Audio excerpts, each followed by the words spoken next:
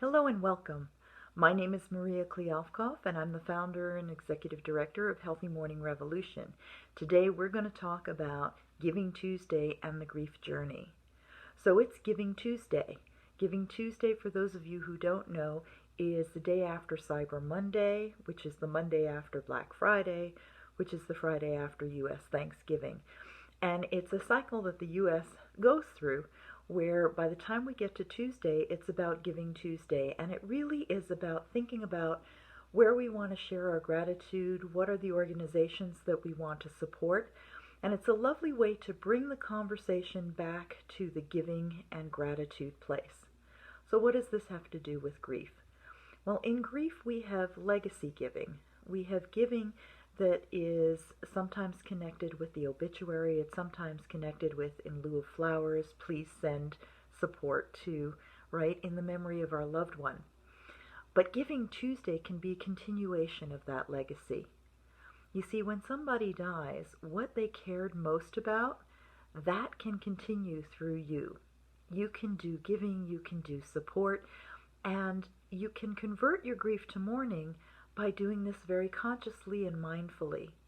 When my mother died, I discovered all of the places that she gave money to, in part by going through her checkbook, but in part just because in her mail we were starting to get mail from other organizations that were wanting more money, so it was the solicitation stuff. But here's the thing. I learned more about my mother and who she was by understanding where she spent her money. If you really want to learn who somebody was, even after they've died, what you can do is you can discover where they spent their money and where they spent their time. Because what we do is we share of our time, we share of our talents, and we share of our treasure. And so where we spend that time, talent, and treasure tells us about what was important to our loved one. Giving Tuesday can be a beautiful opportunity to bring to mind all of the organizations that were really a part of our loved one's consciousness. And we can let that legacy stand by giving a gift in memory of. And a gift, if it's not time for us or we're not able to give a monetary gift, it doesn't have to be a check. Because again, it can be our talents, it can be our treasure, or it can be our time, and nothing is more valuable than our time.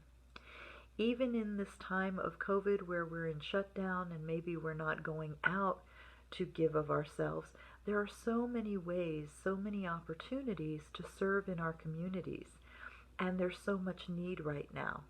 And so finding the way to give of our time and our talents, and we can do that in memory of our loved one too, by consciously bringing them to mind, thinking what organization do we want to link with, and making conscious choice that allows us to tap into the memories of our loved one. If we're mourning the loss of a parent, chances are our patterns of giving and being of service was taught to us by them.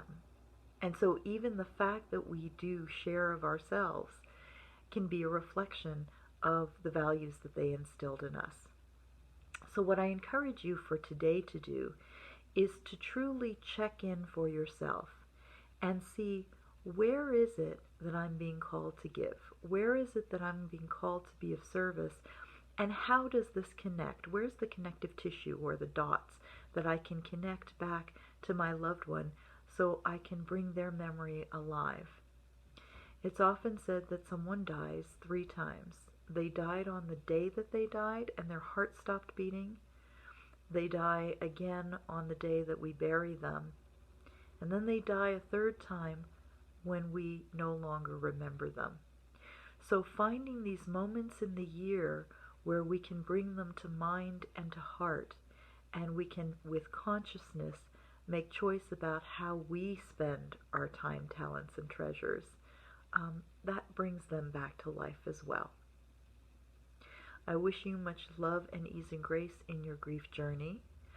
I look forward to meeting you. Perhaps you can come over to healthymourning.com. because that is the website where you'll find all of the connections to all of the resources that we have for you, whether it's the podcast or the free Facebook page. There are so many opportunities. In January, we will once again do our free live launch program.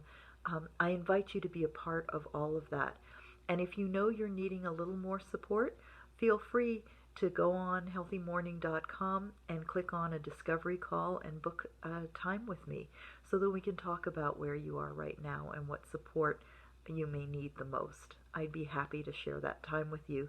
And the other thing I would invite you to is, if you know that you're needing some weekly support, we have programs that are very reasonable in cost that will give you just a little bit of nudging into how to convert your grief to mourning.